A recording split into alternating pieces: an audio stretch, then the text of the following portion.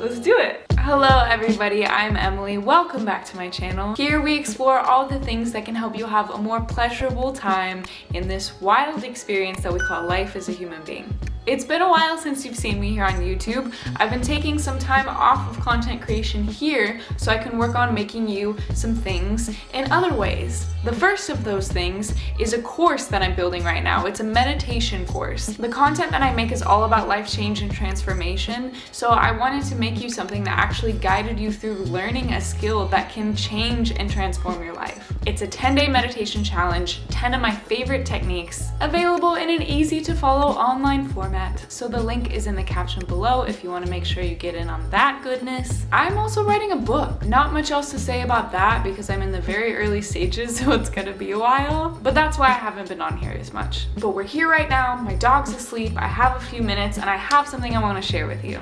I was having a conversation the other day with a friend about the idea of creative overwhelm. This is something that I've really struggled with, and I've come to realize a lot of other people struggle with it too. I'm talking about that feeling of a million ideas floating around in your head that you just don't seem to be able to find the time to get to all of them, so they're plaguing you. And maybe you're trying to do them all at once, so your plate is always full and you're always busy and you always have all these different projects in process at the same time. Like me, writing a book and making a course and making YouTube and all the other things that I'm doing in my life. This has been the crux of my life. I can't even begin to tell you how much this has plagued me my entire existence. So here are a few things that have helped me manage this experience of creative overwhelm. The first one is getting comfortable with that feeling of a lot of unborn ideas inside of you. I've spent years of my life trying to just get everything done so I can finally feel like my head is clean and empty and everything on my to-do list is checked off and everything is complete, and then I can finally sit back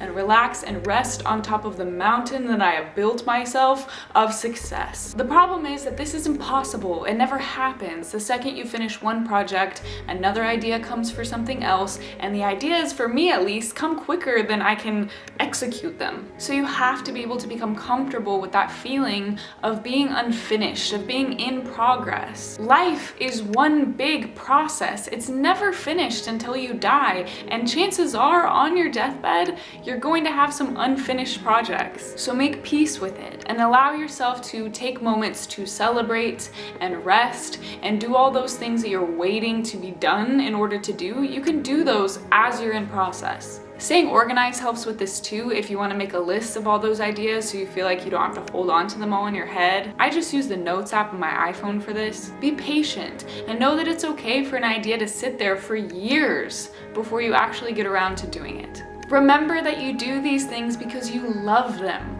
not because you want to be complete with them. When it's complete, then it's over, and then you're gonna start something else because you want to keep doing the thing that you love to do because you love to do it. So learn to embrace being in process, learn to embrace the feeling of having a universe of ideas within you. That's magical, that's beautiful, that's because you are potential, you're walking potential, you are a walking universe, and that's okay, so embrace it. The next thing is what I call the art of ripeness. I love this idea so much. It has changed my life, and it is very simple. It is basically the answer to the question, what do I work on first? Where do I get started?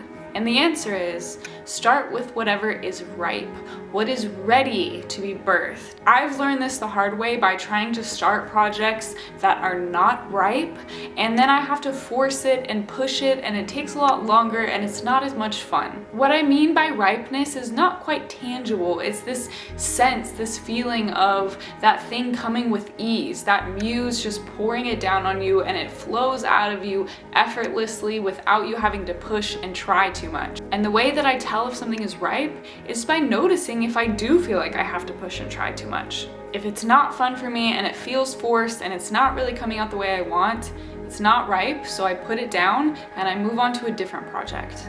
I follow the flow, I follow the passion, I follow the ease. Take this course that I'm working on, for example. I had the idea for this course 3 years ago, and I tried making it multiple times in the past 3 years, but it wasn't ripe yet. And so I tabled it and waited. And recently it really arose to the forefront of my psyche and wanted to be birthed. And so when I sat down to start writing the modules, they just started coming out. They just started flowing so easy, so effortless, and so full of excitement and passion. And if it doesn't have that, what's the point in making the thing anyway?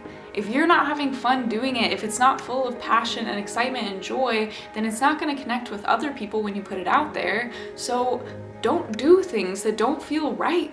And the last thing that I want to share that I've learned that's helped me with this feeling of creative overwhelm is learning to create from a place of enoughness. It took me a really long time to realize that I was chasing the next success, the next creative project, the next thing to show to the world so I could win the approval of the world. I longed for people to applaud me and tell me how amazing and talented I was, and that fueled me to keep wanting to create more and more because I could never get enough of that approval. And creating from that place is not very fulfilling because you can never get enough approval to really fill that void. For me personally, this stemmed from a childhood dynamic where I learned very early that I got the approval of my parents when I performed well or I achieved something, where I was seen as talented and smart and successful in their eyes. I got a lot of love through that. And so I played that pattern out over and over in my life, trying to get love by being talented and successful and creating lots and lots of things. But the truth is,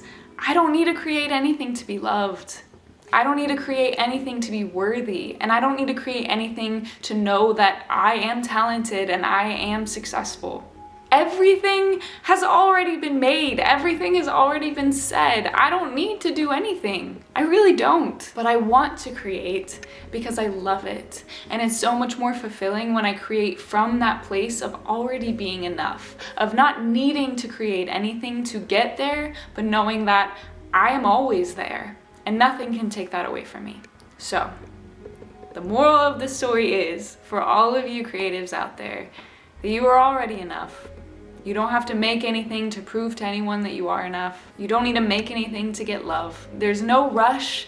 You're not behind. You can take your time. You can do one thing at a time. You can focus on the things that feel ripe and passionate, and you can let them arise slowly and in their perfect timing. And if you never write every word that's inside of you, if you never paint every picture that's in your head, if you never tell every story, if you never sing every song, it's okay. It's okay to have a universe inside of you because you are the universe. You are it all. And the ever-changing process that you are, the ever-changing artistic creation that you are with your life itself will never be complete. The song will never be sung, the dance will never be danced, the curtain will never close. So make your art. Make it freely, make it your way. Take off any pressure of any should or expectation or timing or supposed to. Let that all go. And I promise it is so much more fun that way. Okay? That is what I got for you guys today. Thank you so much for being here and watching this video. Please subscribe if you haven't already and share this video with a friend who you think might be inspired by it. I love you all so much. I will see you next time. Until then, remember that you are safe, you are loved, and you have everything you need within you. Peace and blessings.